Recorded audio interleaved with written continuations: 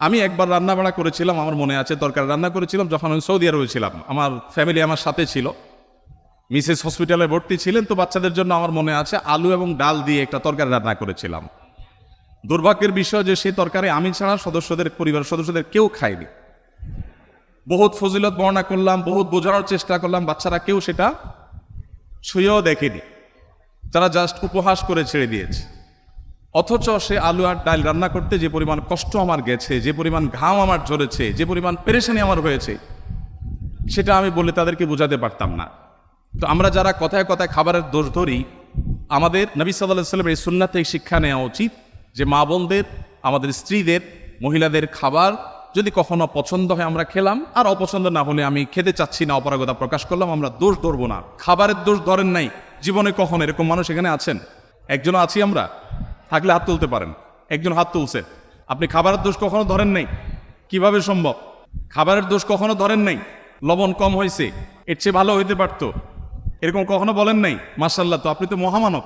দেখুন, এক এলাকায় একজন হুজুর ছিলেন, এলাকার প্রায় সব বাসায় হুজুরের দাওয়াত খাওয়া শেষ। কোনো মহিলা রান্না করে ওই হুজুরকে খাবার খাইয়ে কখনো শান্তিতে থাকতে পারতো না। প্রত্যেকটা দাওয়াতের পর ওই হুজুর একটা না একটা দোষ বাইর করতেন।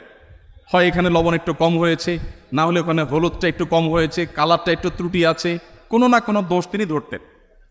সেই এলাকায় একজন শিক্ষিত পুত্রবধূ এলেন বাহির থেকে। আসার পর তিনি এই হুজুর সম্পর্কে যখন ধারণা পেলেন যে একজন হুজুর আছেন, এই হুজুরের কেউ খাইয়ে সন্তুষ্ট করতে পারেন না, উনি একটা না একটা দোষ ধরেন। যদিও হুজুর মানুষ দোষ ধরার কথা না, নবী সাল্লাল্লাহু আলাইহি ওয়াসাল্লাম সুন্নাহর খেলাফ। যাই হোক, এটা কতটা বাস্তব ঘটনা তাও জানি না, বাকি গল্প হিসাবে শিক্ষণীয় সেই হিসাবে বলা। তো পরে ওই শিক্ষিত পুত্রবধূ তিনি হুজুরের সমস্ত দোষগুলোর তালিকা করলেন যে উনি কোন কোন দোষ ধরেন সাধারণত। সবগুলোকে নোট করে এমনভাবে একটা রান্না তিনি দিলেন যে এই রান্নাতে হুজুরের দোষ ধরার কোনো ফাঁক রাখলেন না, সব পারফেক্ট রাখলেন। এরপর হুজুরকে দাওয়াত দিয়ে খাওয়ালেন। খাওয়ার পরে এবার পুরুষদের দিকে দিয়ে জিজ্ঞাসা করলেন, এবার হুজুরকে জিজ্ঞাসা করো আজকের খাবার কেমন হয়েছে, কমেন্ট করতে বলো। এখন বেচারা হুজুর দেখলেন যে আসলে কোনো কমেন্ট করার জায়গা নেই, তো এবার বললেন যে আসলে এত ভালো না,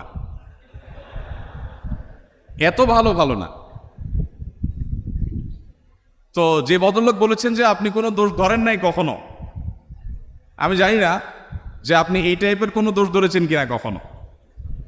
যাই হোক, তো আমাদের নবী করিম সাল্লাল্লাহু আলাইহি ওয়াসাল্লাম সাধারণত কখনো খাবারের দোষ ধরতেন না, কারণ মেয়েরা কষ্ট করে রান্না বাড়া করেন। আমরা যদি একদিন এই দায়িত্বটা পালন করি তাহলে আমরা হাড়ে হাড়ে টের পাবো যে রান্না করা এটা কত মজার কাজ।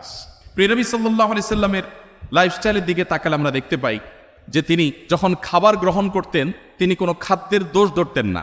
কোনো খাবার তার সামনে এলে পছন্দ হলে খেতেন, আর পছন্দ না হলে তিনি রেখে দিতেন, কখনো দোষ ধরতেন না। কানা নবী সাল্লাল্লাহু আলাইহি ওয়াসাল্লাম লা ইয়াইবু তাআমা কাত্তু। নবী সাল্লাল্লাহু আলাইহি ওয়াসাল্লাম কখনো কোনো খাবারের দোষ ধরতেন না। এই হাদিসের মধ্যে কত্তু একটা শব্দ এসেছে শামাইলে তিরমিজিতে। কত্তু মানে হলো কখনো, তার মানে তার জীবনে কখনো খাবারের দোষ ধরার ঘটনা ঘটেনি। আমরা অনেক মুসলমান আছি অনেক গুণে গুণান্বিত, আমি জানি না এরকম মুসলমান আমাদের সমাজে কয়জন আছে।